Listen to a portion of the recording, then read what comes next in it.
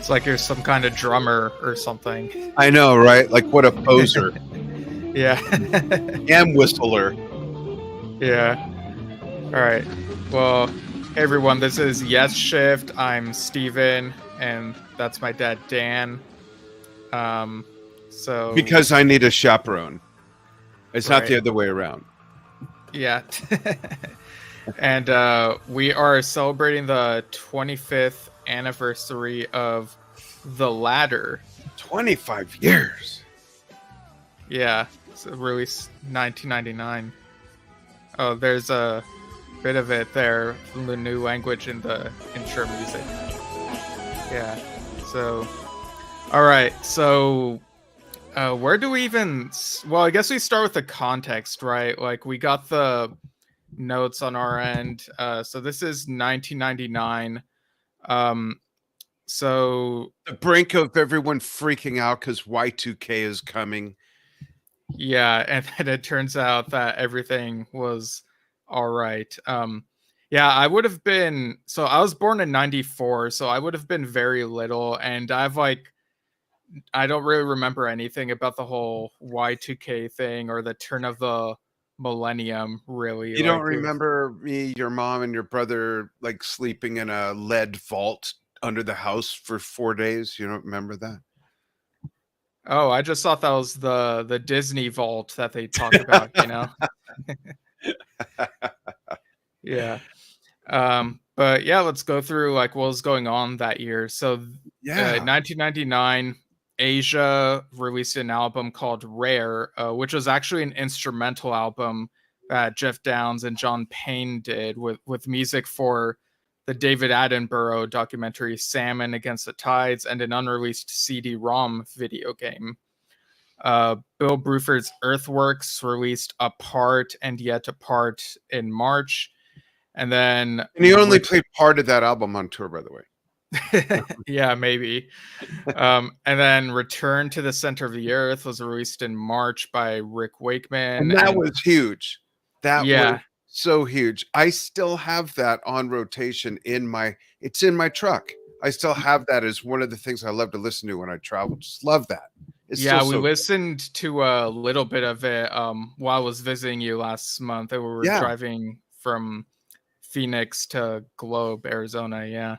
And Rick would also release a few other things that year: White Rock 2, the Natural World trilogy, and the Art and Music trilogy. I guess he's just never happy with like too little music. He has to put out a lot. Right. How does he make time? Not just to record it, but the whole process to write it, play it, get it down to where he's happy with it, record it, release it, do all the stuff with management, promote it. Crazy. And I don't know if you know this, but White Rock was the first Rick Wakeman solo album I ever got, and I have it on vinyl. Oh yeah, the first one. Yeah, the initial release on vinyl. Wow, that's got to be worth like $30 now. Yeah. And then Billy Sherwood also released his solo album, The Big Piece, in April. We actually talked about that one a while ago as part of our album. Yeah, first solo album since joining Yes series. And then Porcupine Tree released Stupid Dream in the spring. In July, a film called Deep Blue Sea was released and had music by Trevor Rabin. JToll.com was released in August. That's the title of a Jethro Tull album. And then in October, Marillion released Marillion.com. So I guess there was like a little trend of titling albums after the URL, which that was when the .com started to really rise. Windows 95 put consumers on the internet, and by 97 and 99 is when like almost everyone had either AOL email, Yahoo, Netscape, Hotmail. It was really starting to blow up then. That's why, and that's I think what the J Toll album is about. Yeah, and it, like, to me, it looks a little silly in retrospect having album titles like that. Like, you might as well have an album titled Pager or something. Like, I don't know. Well, I don't know if you know this, but both those albums were on dial-up only. And Dream Theater would release their first concept album, Metropolis Part 2, Scenes from a Memory, in October. Flower Kings would release Flower Power in November. Kansas were recording Somewhere to Elsewhere, which would come out in 2000. And King Crimson were recording The Construction of Light, which would also come out in 2000. So in that period, you had some of the, I guess you could call it the old guard of prog rock still putting out stuff, but you also have like some of the newer ones that popped up in the 80s and 90s putting out stuff. Yeah. So a bit more of a mixture there, I guess you could say. Right. Absolutely. Yeah. Interesting time for music. Um, So yeah, so The Ladder came out September 20th, 1999. Do you remember your first time listening to this album, Dad? I do, and I loved it because I'm a fan. I'm one of those 8 people who are a huge fan of Open Your Eyes. I love that album. And I'm very old school when it comes to Yes. I grew up on Close to the Edge, Fragile, Tales, Relayer, all the way up the ladder, no pun intended. But the leap in every way, the leap from Open Your Eyes to the ladder is immense. And Open Your Eyes isn't really a band effort, if you will. It's guys in the same band that did some stuff with some other guys and put out an album as Yes. I mean, to be fair, but the Yeah, like the order in which they did things. It was like Billy and Chris worked on stuff, and then they got the other guys to contribute. yeah, and then you had Steve Porcaro on keyboards, you had Billy on keyboards, and Igor is he on one song, I think, because that's when they met He's him, like, on late in the 3 game. songs. 3 songs. So it's kind of a hodgepodge, but I love the album and the tour was great. But this is like, okay, this is what that band can do until Igor screwed it up. But if you put that aside, it really is a great album. Bruce Fairbairn, it did such a great job, just like any director of a film is the role of a producer for a record. And just like any great sports coach, just brought the most out of them.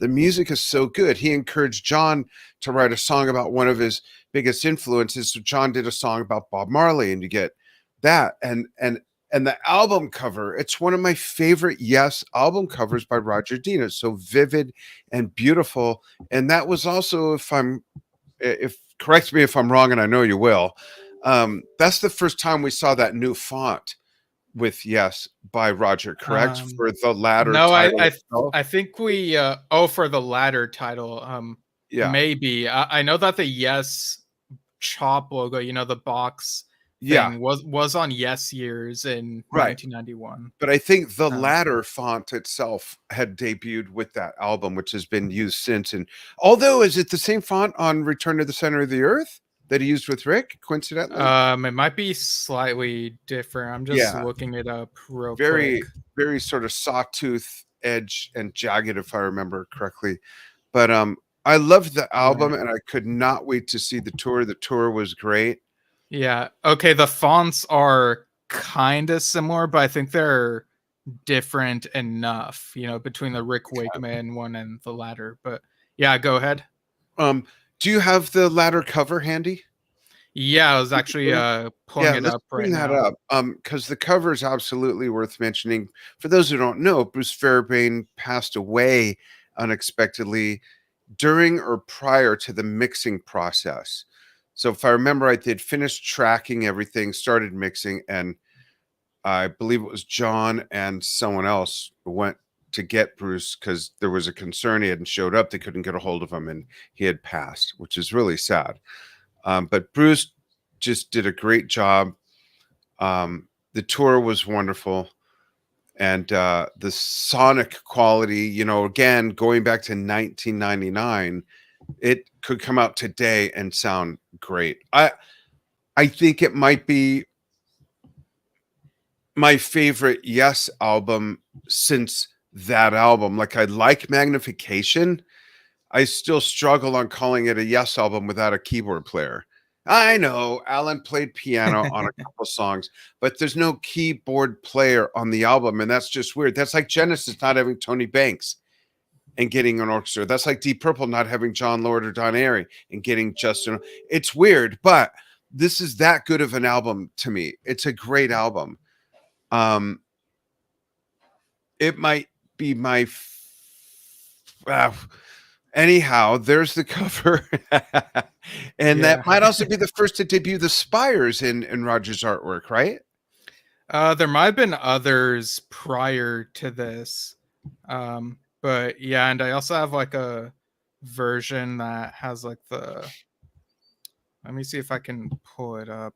And you can see the Um, two people down there. Oh yeah. yeah, See the two people on the, if you could point that out, Steve, with your cursor on the arch, yeah, sort of bottom center. Yeah, there you right go. here, yeah. Yeah. I always like wonder, to the artist's mind and Roger's mind, who is that? Is it Johnny Yeah, I mean, Chris? it could just be a Two couple random random hikers? people. Is it two Yeah. guys that got lost in Return to the Center of the Earth? Like, what's going on there? Is it the Yeah. guys without their horses from Relayer? Like, what is it? Yeah, and I think it took looking at this version of the cover to make me realize how alien it was a while back. You have a Um, different type of floating island yeah, with the like I think spire. the lights on the rocks are what make them look kind of alien and outer spacey. And yeah, it's a really cool cover there. You know, now Um, that you mention that, those spires and the rock and the light effects are very reminiscent of 50s and early 60s depictions of what we thought Mars looked like. oh, If okay. if you look at old comic stuff and old science fiction movie posters and stuff, very much like that, but with more jagged mountain peaks as opposed to spires, but it still has that sort of feel to it. Okay, so maybe there is a bit of an influence for all we Yeah. know. Now, how old were you when you remember? Because I'm sure you heard it while I had it on, but as a Yes fan, when was the first time you remember hearing it and taking it in? What was the context of the Yes music you had been listening to, and what were your thoughts when you heard it? So I know that I watched House of Yes before the first time I remember hearing this album. Um, so in the early 2000s, I think you gave me the House of Yes Live from the House of Blues VHS tape. And, you know, like I was pretty young and trying to remember like what was that Yes concert film that like I think I put it on thinking it was going to be QPR 1975, and then I was like, oh wait, this is actually really different. And what are these new songs that I'm not familiar with? You know, the ones from the Ladder, and I think even Perpetual Change I wasn't familiar with at that point. Uh, Mhm. and then I think maybe later, sometime after that point, you played the Ladder CD when I visited you, and then eventually you gave me the CD, and I actually have it right here. So Oh wow. yeah, so the case shows its age, and like it's Yeah. so old that there are scribbles on the cover. You know, Whose signature is that? That's an original purchase from when it came out. yeah, Whose scribbles are that though? I forgot. I think I got these autographs from Steve, Hal, Billy Sherwood, and Alan White when we saw them in Anaheim back in 2018. Um, Excuse me. and Wow. I yeah, remember that too. That was great. and it's got like you open up this booklet thing, and it Oh, I forgot about that. shows like all this Oh art. yeah. Yeah, and it's like art labeled with each track title. At the bottom, it says it's Bruce Fairbairn's track chart slash Right. artwork by Steve Hennessy. Um, and here down at the bottom, it says the first words that Bruce Fairbairn said to the band were, "Make the best Yes album you can, the rest will follow." It was as simple as that. We believe he helped us all realize how important Yes music is. He was a kindred spirit, a teacher, a great producer, and a pleasure to be with. We all thank you, Bruce, and miss you. We dedicate this album to you. Yes. That's awesome. Yeah.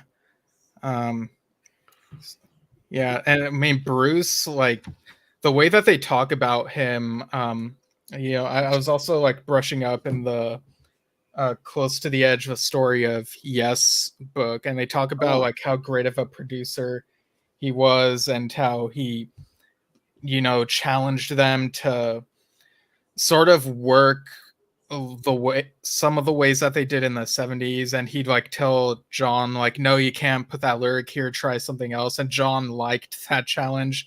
wow, um really? That's interesting. I wonder if it's because it had to do with the phrasing type of a thing, you know? Maybe. I kind of wonder if maybe there were also like some parts where maybe Bruce was thinking, we want the instrumental bit to breathe more here and have the vocals over here after that. So Yeah, that's speculation on my part, but that's that's I don't reasonable know. thought. Yeah. And here's how the CD looks. I like how That's shiny right. It was kind of like it. metallic. Yeah, I forgot Yeah, about that. Hold it up a little closer again for a moment yeah, so you can see. Yeah, it was like a foil sort of finish. I forgot about yeah. that. It's really cool. Yeah, and I'll read off the track list. And I remember how intriguing it was that Homeworld was actually the soundtrack, the title soundtrack of a video game that came out, which was interesting. And the day of Yeah, ROMs. yeah. I do Um, have a quote about that from the book, but you can go ahead and read off the track list okay, and then first. we have "It Will Be a Good Day" in parentheses the river. You can't have a Yes album or a John Anderson album that he's a Yes album that John's on, or a John Anderson album without the river being in a lyric or something. Right. Then you got Lightning Strikes, Can I, Face to Face, If Only You Knew, To Be Alive, in parentheses, Happy. And then you got Finally, and The Messenger, which is about Bob Marley, his influence on John, New Language, and Nine Voices, in parentheses, Long Walker. Nine Voices in concert. I've mentioned this before. For those of you, if you saw the tour, chime in. Let us know what you thought of that. I loved it. But Nine Voices, Chris just stood there with his bass hanging off of him. No, no, I'm sorry. He didn't have a bass on him, and he just played his Taurus pedals, the bass pedals, and sung. He did not even wear a bass, which was cool. Forgot about that. It's a good, great tracking order. Nine voices. Nine voices for me. You know how I am about the last song. It's one of those wind down, soft songs at the end, which is not my style. But the song on its own is a beautiful song. It's a really good song. Yeah, and they even played it. John and Steve played it at Bruce's funeral. It was really unfortunate that they lost him during the process of this. Yeah. But they finished it in his honor. Um, and the Long Walker part of the title refers to John's friend Long Walker, a Native American friend who was part of a movement, and so that alludes to some of that. So I think it's a really great song. I know the lyrics to Nine Voices by heart, and I think I'm I like whenever they bring it back into the set. After the latter tour, they played it a few times in the 2000s, and then more recently in 2015 and 2018. I think they put it when we saw it in Anaheim on the Yes 50 tour. Yeah. That Right. was a But surprise. Yeah. yeah, but regarding Homeworld, so I have this quote from the Chris Welch book. Let's see. So Alan, this is when Alan White was being interviewed about it. He says of the Homeworld game, it's about a civilization lost in space and looking for their home. We got involved with Sierra Studios and Relic Entertainment at an early point, and John directed the lyrics toward that game. Homeworld is included on the soundtrack of the PC real-time strategy game. Okay, that's an insert they put in between quotes, I guess. There's a lot of different kinds of songs on the album. It's best to listen to the material a few minutes to get into the depth of the whole thing. I liked the wide variety of stuff we recorded, and there was a mixture of old and new Yes, which was the way John wanted the album to go. It was like a late 90s version of the stuff we did in the 70s. So, and he also mentions how Bruce would tell them to play something like they did on Roundabout, which is funny because when listening to this album, I don't really think much about Roundabout. I don't really think much about the 70s material, except, of course, Can I, which is basically We Have Heaven Redux, you know? But, Yeah. but, yeah, I don't know. How does the album feel to you? Does it feel 70s esque, or do you No, look at it as like a 90s album? I look at it as John kind of, I'm paraphrasing and I'll say exactly what he said, but moving from one millennium to the next, you know, going into the year 2000, we're moving literally into the future. I remember when I was a little boy, my mom, your grandma telling me, you're going to see the turn of the century. You know, you guys see Oh, that. the And she, Yes song? no, and she did too, but I remember how futuristic it was. And this album, I think, playing wise, song wise, production wise, cover wise, the CD-ROM thing, you know, all those things lived up to where we were at the time. So I think the music was a bit ahead of its time and could come out now and sound great. I almost think there's a lot of stuff on John's new album with the band Geeks True that is kind of where that left off. Mm. Not to water down John and that band Geeks efforts, but there's a huge gap between the latter and John's album and Yes's music, in my personal opinion. I love it all, but all of a sudden there's this return of there's this energy. Each instrument really stands out. It's a nice collection of different songs. It's not any of a lot of the same thing. I hope I'm making some sense. Those of you really familiar with the album, and I do think it's a lost treasure. I think the album's way under mentioned, way underrated, way underplayed by tribute bands, cover bands, radio stations. It's kind of that sandal that got left on the beach or something. It's just such a great work all around. Yeah, I think. Oh, I'm sorry, Steve. I was going to say what John did say. He said on tour, he said we're, you know, moving into, you know, 1999, moving into the next century, and when we have him on in a week and a half, on the 2 weeks, whatever it is, on the 8th of 3 October. weeks, I think. Yeah, I want to ask him, like, did you, when you said that, did you think you'd still be doing what you're doing way into the next century, turning 80? You know, it's a very interesting context that he said that then, that the big milestone was going into the year 2000. Now he's going into turning 80 and just rocking out like ever before. Yeah, and I think this album, I think bits of it also kind of remind me of ABWH. You know, Anderson, Brooke, and Really? Wakeman Howe had Latin Caribbean influences here and there, and on this album you have, you know, Afro Caribbean influences, maybe bits of it. I don't know if some of it could be considered world music mixed with Oh yeah, rock. that's So true. it Absolutely. it kind of feels to me like a somewhat of an evolution from that, even though there is quite a distance between ABWH and the latter. Yeah. Um, there's so much in there what you said, but you're right. You know, like To Be Alive, Nine Voices, definitely some world music going on there. You got that samba at the beginning of Face to Face, you know.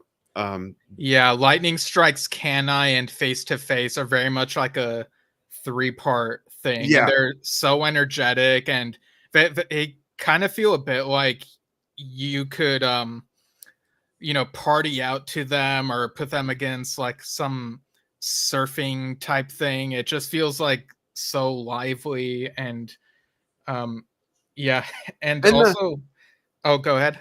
I'm sorry, I was gonna say, and speaking of, you know, the songs and their vibe, in I mentioned this to you recently, the new language guitar solo rips, and but it's on a classical guitar, while Mm. the drums and bass are just ripping along. And there's a bit of like a Peter Banks element to that. I had mentioned that before, where you hear a bit of Oh yeah. jazziness to it that has a bit of Peter flavor, but it's being played on a classical guitar with a touch of flamenco. It's like all these Yes elements are in this album, and it's really impressive. If folks, if you're not familiar with it, get it, download it, pull it up on YouTube, buy it, whatever, and play it really loud. Yeah. Really, like I want your neighbors knocking on the door saying, "What is that?" It's amazing. Yeah, like wherever it's available. Yeah. So I'm trying to so yeah, like I think this album does have a lot of variety on it. Like it all feels like it's part of the same like the same world. Like this album is its own world, but it also feels like it shifts between genres. You know, like with The Messenger, you got that reggae feel. Funny enough, in this book, there's a quote from Steve Howe where he says that Billy thought that If Only You Knew was the most commercial song he'd heard Yes ever do, which was kind of funny to me because we know like some of the, you know, more poppy Yes songs from like the Rabin era and even And on Open Open Your Your Eyes. Eyes. Yeah, Um, yeah. I'm but thinking the song through to hear that in my own head, what he might have heard. I mean, it's certainly yeah, commercial, but yeah, like I don't know, maybe it is one of those songs that I could imagine being on, you know, those old commercials where it'd be like a 2-minute ad where it's like get the collection by this yeah, musician, and it has snippets of like some ballad or something. So maybe like If Only You Knew, maybe that's yeah. kind of where he's Yeah, coming the from. chorus, yeah. If only you knew Yeah, I do think it's a beautiful I was song. falling. Yeah, yeah, there's some great the Yes choir is very much alive on this album. Oh They yeah, all that sung. was something I was noticing very much throughout Yeah. this listen. I also realized that the ending of New Language to me feels a bit similar to the structure of the ending of Into the Lens. You know, on New Language, it ends with dun, dun, dun, dun, dun, Oh, yeah, dun, and then there's a pause, and then dun, dun, dun, dun, you know, repeat the thing. And at the end of Into the Lens, you get dun, dun, dun, dun, dun, dun, a pause and yeah, then repeat of that whole thing. So I yeah, kind of wonder if maybe a couple of them were conscious of that or if it was subconscious. So, you know, it's just in yeah, the Yes DNA, I guess. yeah. Yeah, that's interesting. Great, great album. The tour was great. When you look at the live set list, which I'll read off really quickly, okay, for context, and then I have a question. So, Yeah. Firebird Suite, Yours Is No Disgrace. Time in a Word is listed, but it was really just the chorus played once through with piano, and that's it. Homeworld, Perpetual Change, Lightning Strikes, an excerpt from Ritual, Nous Sommes Désolés, The Messenger, and You and I, It Will Be a Good Day, Face to Face, Hearts, Nine Voices, Awaken. I've seen All Good People, of course. Cinema, Owner of a Lonely Heart, and Roundabout. What, at first glance of that list and hearing that, and for you folks watching or listening as well, what's the big surprise on there? Mine is like screaming at me. So it has to be one surprise, right? Yeah, oh, the biggest. Okay. So I guess it would be Hearts because it's Rabin era and it's not like the most popular, like On Nerve Only Heart or Yeah, it's even kind of a Rhythm of deep Love cut on. of the Rabin era to a degree. Yeah, and they even played that and Close to the Edge at the Las Vegas House of Blues show, but I think they weren't too happy with the performance of it, so it was left off of the live thing. But I think it's like the audio is like was up on YouTube at least a while back, and yeah, but yeah, is that the same surprise in your opinion? It is. It is. I was surprised by Awaken, but Hearts was the bigger surprise. And I'm a little surprised they played all I've seen All Good People too. Okay. I'm kidding. And Awaken ended with you know that big crescendo bam, bam, bam, on that big that's the first time I ever saw confetti cannons, and it kind of scared the crap out of me. I was kind of high up, like even with them. There was this loud pop and all this stuff sprayed. I'm like, whoa, is that supposed to happen? That's the first time I Yeah. saw Yeah, that. I'd probably be scared about that too, honestly. Yeah, it was Um, in place of pyrotechnics, which I thought, well, that's a good replacement for that when you can't use pyro in a room like that, because the House of Blues is a small venue. yeah. And from that set list, you also see they really gave this album representation. Like they played Homeworld, Lightning Strikes, The What'd they Messenger, leave out? Face to so from this set list, they left out Just like one can, song, I think. no, there's more than one. Oh, So they left out Can I, If Only You Knew, To oh Be yeah. Alive, although they would play that a few times on the South American tour, I believe. Finally, and Oh, New Language, they'd play like 10 times on the South American tour. Um, I think Finally is one of those songs where sometimes I forget the mood shift that it goes through. You know, it's like yeah. very up tempo, And then energetic, it and gets then all midway through it ethereal, becomes ethereal and lofty. I yeah, can feel the rain and it's very falling. beautiful the way that Yeah, it. yeah. Um, They should be two separate songs, I think. you really think so? I do. I think they could have made a whole different song out of Huh. that second part, because then there's that big drum roll and it just opens and you got that guitar. I think that could have easily been a whole separate beautiful piece. I don't like Yeah, it less, but they're so different and it could have stood on its own, I believe. yeah. I don't know because I'm kind of used to Yes music having very contrasting moods. I mean, for example, It's like not even it a curveball, it's a right angle. yeah, like I mean, from the ancient, you go to like all Uh, that stuff into Leaves of Green, So that's true, and same with the remembering into on the cap and close your eyes. It's yeah, totally different stuff. So yeah, yeah, yeah. I kind of like those curveballs that they throw at yeah. us. Close to the Edge has it, and You and I has it. Siberian Khatru has it. Yeah, Gates of Delirium ends with Soon. I mean, it is part of the ethos of their compositions, I suppose. yeah. I've seen All Good People has it. Going Yeah, from your yeah, move, All Good yeah. People. Do you um, would you change anything in the set list, the tracking list of the album, the way it's presented?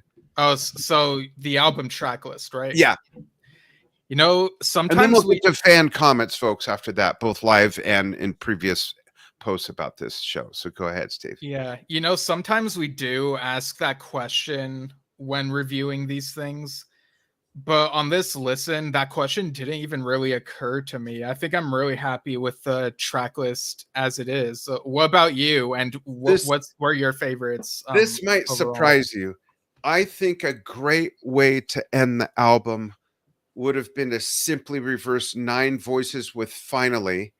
And Finally is it's the final song, and then it's upbeat, and that lofty part at the end, I think, would have been a great way to wind it down Okay. rather than a whole song that's mellow. Yeah, I can kind of see that because going from New Language into the beginning of Finally, like I can definitely see the vision there. I Yeah. think that would really be cool.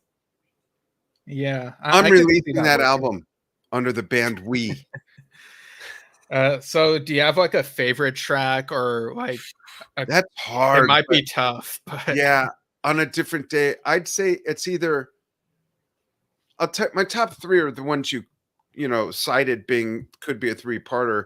Finally, Face to Face, Lightning Strikes. Out of those 3, I'd have to say, oh, uh, well, I'd said that Lightning Strikes Can I and Face to Face are like a oh, three-parter. Can I? I'm getting Can I mixed up with. Okay, I got you. Okay, I think finally Yeah, it's it's a real tough one, right? it is. It's Lightning Strikes or Finally. Okay. Yeah, Yeah. Face to Face is way up there. What throws me for a loop, not that I like it less. I shouldn't even bring that up. Never mind. Yeah, for me, I think I mentioned this before. Like my favorite over time has become "It Will Be a Good Day." Like I know all Really? the lyrics to Really? that one. Yeah, because and it reminds me of like the beauty of like all the nature in the earth and Oh, all that. interesting. So Sometimes, and I don't mean this as a criticism, but sometimes I think we're so alike in so many ways. And but so also sometimes so unlike in other ways. definitely fucker. Um, Like I think we have the same favorite Yes album and same least favorite Yes album, and everything in between is like yeah, anyone's and then guess. the biggest example is like some of your favorites really throw me for a loop. The favorites of an album, like Holy Lamb, is your favorite from Yeah, Big Generator, right? I knew you were gonna bring that up. Yeah, and what you just said, same thing. I'm like, wow, really? Not that it's an unlikable song, but it just surprises me. I don't even know why. I don't know. Yeah, I don't know. It's just so optimistic and It is. um Which is actually, if yeah. you think about it, extremely unusual for Yes Music and Yes Lyrics. So let's move on to some fan comments. We'll go to live comments as well, if there are any. We'll check. So James Muir says it came out 2 days before I was born. Wow. And House of Blues came out on my first birthday. I didn't realize they were that far apart. I've been Yeah, listening to this House of one. Blues came out a year later, but same month, Wow. So September, apparently. 367 days after you were born, James. That's cool. I've been listening to this one quite a lot. Well, your whole life, I think. Recently feels like an entry into the world gift. That is so cool. So, Steve, what album came out the year you were born? I don't remember. Let me think. So that was 94. You're trying to guess first. Yeah, I'm trying to think what album. Yeah, I don't know. I don't remember off the top of my head. Yeah, well, Talk came out several months before I was born, but I'm not sure what came out like the exact month I was born. I'd have to 9 look months into that. before by any chance? I'm wondering if there's a correlation. Never No, it was 8 months before. mind. Okay. Um, Well, and then we maybe a replay is what. Anyhow, um, and then and then John. we got John Perez, drummer of Close to the Yes, the USA. And also happy birthday to your bandmate Joanna. So Yeah, but yeah, John Perez says, love the ladder and the tour was amazing and got to see them in a 2,500 seater and had the fortune to see them up close. The highlights of the set list were It Will Be a Good Day, Awaken, and Hearts. that's cool. I Nice. don't remember how big House of Blues in West Hollywood was, but I don't think it was more than that, if that much. I mean, those were small venues. They played there 3 nights. I didn't have real close seats, but I did for many other tours, including Open Your Eyes. It was like 8th row or something. And Steven's older brother Alex, was 8, and I took him to that down in San Diego. But awesome. Check those guys out. They are such a great band. Ian Barber says, I've always loved Face to Face. Every new year, I play that as the first song with the line, set your clock to start off a brand new year. That's so cool. The songs are pretty solid also. That's great. I love that. Yeah, and Nick Zales or Zales, whichever it is, says the tour, some tasty keyboards, and yes, back with a sound closer to their 1970s music instead of the Yes West Trevor Rabin sound. That's interesting because, like in this book, John and Steve both acknowledge that this album kind of gets away from the Los Angeles oriented sound, as they Definitely. call it. Like I love the Talk album obviously, but I Yeah. do get what they mean of like it has like a Los Angeles type influence you could kind of hear. Yeah. Dan Farrell says it's an excellent album, not 70s classic, but very enjoyable. Listen, and the tour was amazing. They played many tracks from this album, and the classic tracks they played were amazing. And kudos to Igor, whose keyboard work was stunning. I caught 2 shows at Massey Hall in Toronto. And after seeing us many times from 1974 to 2004, this was one of the best. I think that Igor has covered Rick's playing the best. Oh, interesting. Yeah. I mean, Brislin did a great job, but he wasn't like an actual member of the band, so I'm kind of leaving that out. Right. But as far as every Yes keyboard player has been great in their own right, but I think Igor covered the most variety doing the best job doing it, if that makes sense. Up to Yeah, the time, I get what you're definitely. saying. Yeah. Yeah, yeah. And John Pickles says it could use a reissue. Yeah, I would love if they Oh, reissued that's this. interesting. What would be different about it? I would wonder what John thinks, and what do you think, Steve? Like if you did if you were in charge of a reissue, what would you do? What would be different? I have a couple ideas, but I want to hear what you think. So what I would do is I would try, obviously it'd have the exact same tracks, but also maybe some bonus tracks, like maybe some stuff from that tour that's not on House of Yes. Like, there's the couple of tracks they played in South You America got to that were include Hearts Live. yeah. And also release it as like an art book type thing, so you get the art bigger and have a vinyl version and stuff like that. I think that'd be a really cool package, and include that poster thing that I showed Yeah, as well. yeah, um you could have well, you could include an interview with Roger yeah. Dean about the artwork and different sketches of that ladder artwork. Maybe I he'll talk about the font as well. So those are some of my ideas. I agree, and I would add there was that brief interview that was like the band kind of huddled around John, and John Oh was yeah. talking. There had to be more footage from that. They don't set Yeah. all that shit up just for a 20-second blurb. So I'd Yeah, love to, it's right? funny because I was so I And footage from remember Bruce on talking about working with them and the process would be great. yeah, Accompanying DVD. I remember on the CD, it has the thing where it's like they talk about the Homeworld video game and putting the Yes song in there. It's like 2 minutes or something, that Yeah. clip. But also on YouTube, there's like a 12-minute thing called Behind the Ladder. Maybe you saw it a while ago, but I don't think so. it's kind of funny how brief some of the interviews are with each of the band members. Like it'll say Billy Sherwood interview, and he talks for like half a minute, and then it switches to someone else that says Igor Korshev interview, and then it's like 30 seconds. Really? It's kind of funny to I me, don't remember that. but yeah, I do wonder if there's more footage there.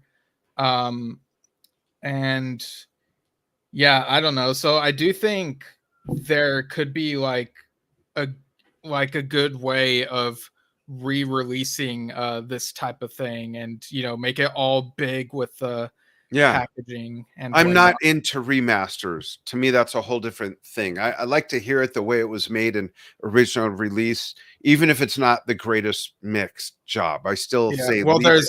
there's remastering and there's remixing, which I think Yeah, have some slight differences. Yeah. yeah. And then Robert Nasir says the latter is a top 5 Yes album for me, one that I re-listen to regularly, beginning to end, no skips. An album that hits it right on the marks, from silly to serious, joyous to intense, epic to ethereal. Proof that Yes is often at their best when they have a great producer in the room. And in this regard, this is one of the last Yes albums which sounds like a band all in one room. That's a great point. Doing what they love together, in all caps. The associated tour with Billy on second guitar and backing vocals, and the incomparable Igor on keys, was one of my favorites. Even Steve Howe in a tropical shirt and sombrero was having a visibly wonderful time. I don't remember the sombrero. With no other lineup would you get Cinema, Hearts, and Owner of a Lonely Heart, along with Awake and Perpetual Change and Time in a Word. House of Yes live from the House of Blues is simply the most fun Yes live ever. Happy 25th anniversary to this wonderful album. Those are all such great takes that they should put in an advertisement for the reissue, or for people who haven't bought it yet. That was really spot on. That was great. Yeah, and what's funny is when I listen to the more recent albums like The Quest and Mirror to the Sky, I do imagine them being in the same room, even though I know for a fact that they're like split up into like two different places. So it's kind of funny. But yeah, with The Ladder, they had everyone together. They even talk about how they were living in the same apartment building at the Really? time. So I don't if remember that. Wow. yeah, so it felt kind of like a throwback to how they did things, like with Going for the One, for example. Yeah. Where did they record it? I don't recall. It was in Vancouver, if I That's right. remember correctly. Yeah. I knew it was Canada. I couldn't remember if it was West or East. Yeah. And then let's see if we have live comments. Oh, there's a few things there. Robert Nasir says the 1990s tech context. Oh, this is going back to my earlier comment. Dial up, Netscape. Remember the Yes Active CD-ROM release with Talk? I may have that actually. Makes me feel even older than 25 years since the latter. That's funny. Let's go ahead and read the next one, Steve. Yeah, so this next one is from Robin Somarstrom, who says, "Hi everybody, Homeworld is one of my all-time Yes favorites. In my opinion, they should remove the part I have seen the passion and go directly to send ascending to the secrets." Okay, Oh, that's interesting. interesting. I'll Yeah. have to go back to listen Yeah. to the song again and kind of put together how that might be. Inherent context. I agree. Yeah. Good take. Robin Mark Lang says, "Hi guys. Yes, played it. Will be a good day on the UK tour that I saw. Oh, earlier this year. Yeah, Second they song played in it the last chat year list. and this year. Yeah. Nice. I would love to have preferred something more substantial." And then the flag with US. Thanks for the nod. Another record with Igor would have been nice too. And it would have been the first Yes lineup ever to do 3 albums in a row, 3 studio albums in a row. Well, I mean, Open Your Eyes is kind of murky because like Yeah, that's he's true from only what on I three, said earlier. You're right. but That yeah, that debunks that. You're absolutely right. yeah, yeah. Um, Like if he hadn't done what he'd done, it'd be interesting, like to what would imagine have what the would next that album would lineup have have been. ever changed? Who knows? Right. But Because it then was we wouldn't all have got to magnification how it is. So it's kind of like a, which yeah, lane. It's hard to tell like which people might have preferred in general. yeah. Great Um, lineup though that really proved itself as their yeah. first album as a full it's really a one-off lineup album now that I think about it. Yeah. So what would just I feel like we've maybe touched on this, but what would you say is the legacy of the latter as That's an part album? of it. That for a deep trivia question, just off the bat, if we weren't just talking about it and someone off the bat at a party said to any of you, what 2 albums, quick, what 2 Yes albums have only one the same lineup, one album? Oh, there's 3 actually. Well, see now it's getting messed up. It would be it would be the latter, Relayer, but Drama then became Fly From Here. If you that's too murky. Okay. What was your question? Sorry. Like The what would just legacy. Okay. yeah, the legacy. That it was I look at it as a huge I don't have other words for comeback, but it's kind of a huge comeback because it was really a great album. If you look at the weirdness going from Keys to Keys, the live concert, the album that never happened, Open Your Eyes comes out the same week, not well received, and then the latter is like bam, every song is really good.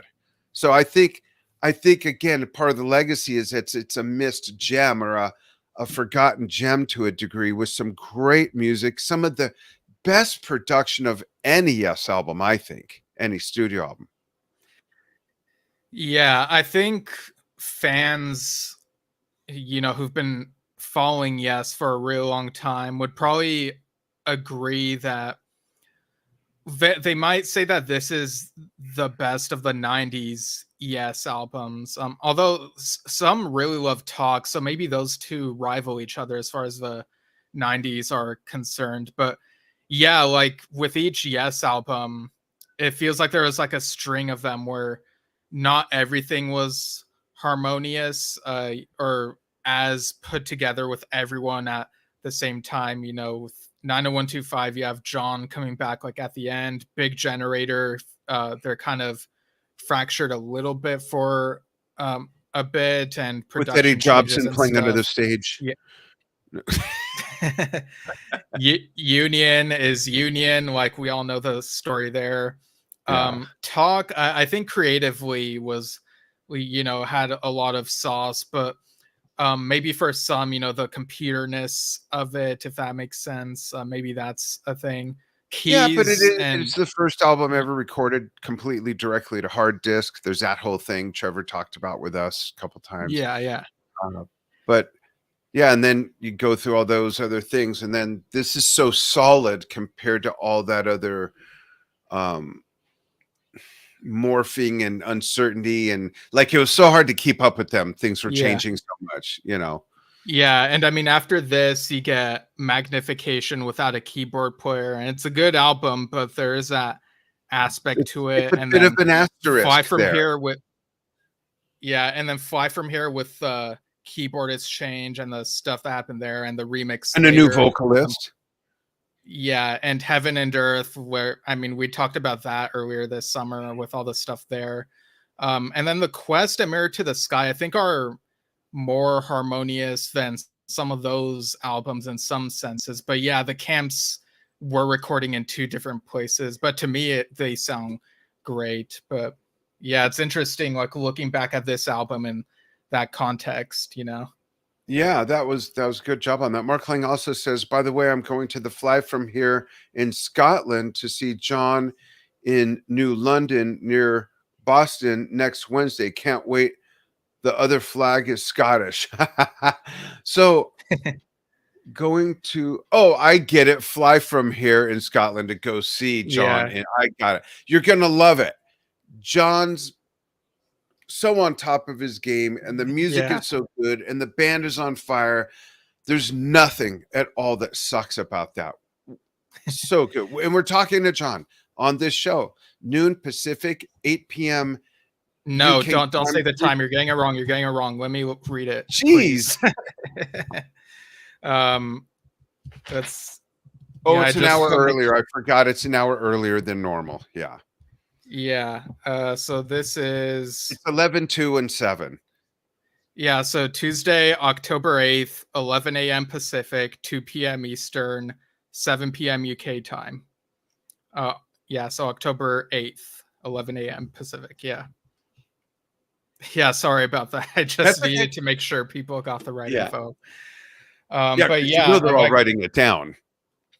yeah, but yeah, this album, um, yeah, definitely underrated, and I do like that they have brought out at least a couple of the tracks in the live setting. I'd love for them to pull out more, you know, like stuff that they haven't played. Like finally, I think that'd be a really cool deep So cut. let's think about that with, yeah, I could totally see this band doing that. Mm. You're talking about John and the Band Geeks, right? Well, I could see either band doing it. Yeah. Like I'd be happy either way. I could totally see anything like Can I Finally, Face to Face, Lightning Strikes, any four of those totally fit in with John's set. There's some really neat surprises in that show. Yeah, and the True album does, like in some places, have a similar energy to the Yeah. latter. Like I don't know how to describe it. Like certain parts of some of the songs there and some of the songs here feel very like happy, feel good music with a lot of punch to it. It's Yeah. yeah, And what a the Band Geeks choir. Oh my goodness. All of them singing in some of the songs, including Andy on drums, both keyboard players, just everybody. It's so good. I really hope they continue this. Uh, I'll leave it there. There's just so much to say. I don't want to take away from the Ladder's 25th anniversary. right. And yeah, I see Robert chimed in again saying, "You're so right. After the perplexing post talk keychain and the radical shift that was Open Your Eyes, the latter offered a yes feel and vitality that was especially welcome. And thanks. And we are so much looking forward hearing John Anderson on Yesshift. True Thank has you. been a revelation." Yeah. Awesome. That's a great way to put it. Yep.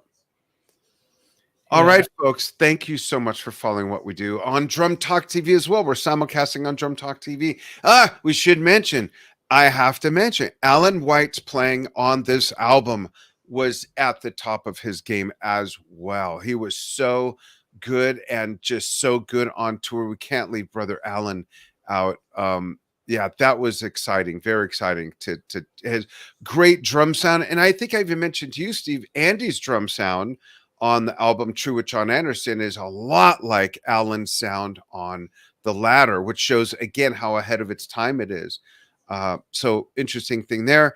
You can follow us on, well, as Yesshift on YouTube, and Steve's ready to And come through the screen. yeah, Facebook, and you And can Anchor.fm. yeah And slash on yes Drum shift. Talk TV, we're all over the place on everything. Yeah, and where I might do like a couple other vinyl review things next week. I'll have to Okay. see if I can make time. So And Andy's going to be on, not only John, but Andy's going to be on from oh his yeah, band, the Band that's Geek. that's gonna be October 5th at noon Pacific, 3 p.m. Eastern. Join us for that. He'll give some insight Yeah. into how it all happened and what it's like working with John on the songs and then going on tour. We'll find out what a vodka slinger John really is. No, I'm kidding. But we'll get the scoop. Yeah, and and we previously mentioned an upcoming interview later this month, but that's off the schedule now because something came up for Right. them. So and yeah, so maybe in the future it'll happen, but yeah, so but yeah, keep following us. And like I said, I might do a couple of vinyl things next week, and I might also do a news thing later this month, possibly. I know there's been like some things here and there that have popped up, like Bill Bruford doing Pete Roth trio gigs and stuff. So Yeah, like what's yeah, I guess the itch just got to him. yeah. Well, I think he's being selective with when and Sure. where he wants to perform, Yeah. but it's really cool. So it might be like a look back at the month type thing that I Cool. put together, but we'll see. So yeah, Awesome. thanks for tuning in, everyone. See you soon. Go watch some Drum Talk TV videos and Yesshift episodes.